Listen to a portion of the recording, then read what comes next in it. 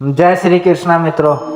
उम्मीद है आप सब अच्छे ही होंगे। भगवान श्री कृष्ण गीता के 9वें अध्याय के 12वें श्लोक में कहा है कि जो मनुष्य मेरे पर मन लगाते हैं, मेरा ध्यान करते हैं, मैं उनको वो प्रदान करता हूँ जो उनके पास नहीं है।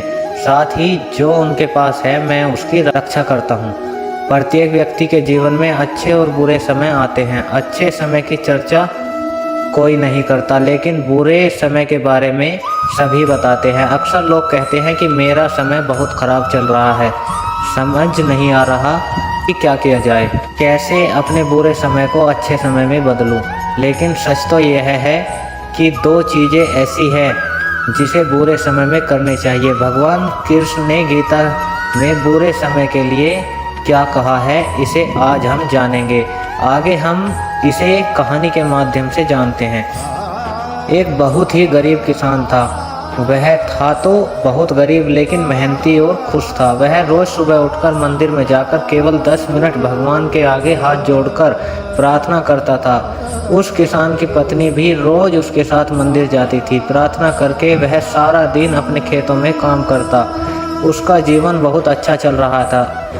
अपनी मेहनत से वह कुछ ज़्यादा तो नहीं कमा पाता था, लेकिन फिर भी जितना कमाता था उसमें से कुछ पैसे लोगों की भलाई में लगा देता था। उस किसान के गांव में बीमारी फैल गई। किसान का इकलौता बेटा बीमार पड़ गया। किसान के गांव में इस बीमारी के इलाज के लिए कोई अच्छा डॉक्टर नहीं था। पास के शहर में उस बालक को ले जाकर भर्ती कराया गया। शहर के इस अस्पताल का इलाज बहुत ही महंगा था। उस बेचारे किसान के लिए अस्पताल और डॉक्टर का खर्चा आदि दे पाना बहुत ही मुश्किल था।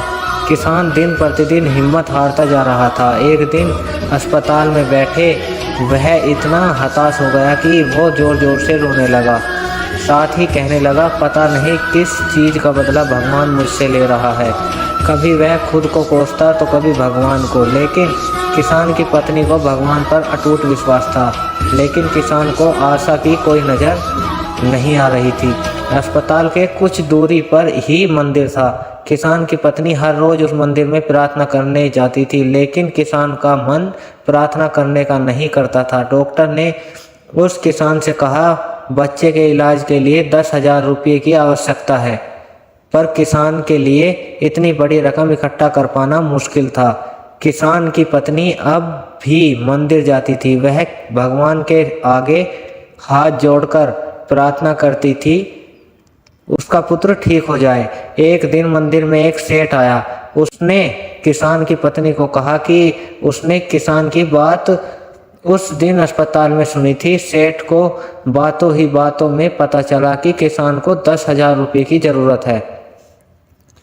इस पर सेठ ने अपनी जेब से 10,000 निकालकर देते हुए बोला कि उसके पास इतने रुपये ही हैं। साथ ही सेठ ने कागज़ पर अपना पता लिखते हुए कहा, अगर उनको और पैसों की आवश्यकता हो तो बेहिचक मांग ले। महिला ने उत्तर दिया, इस कागज़ की कोई आवश्यकता नहीं है।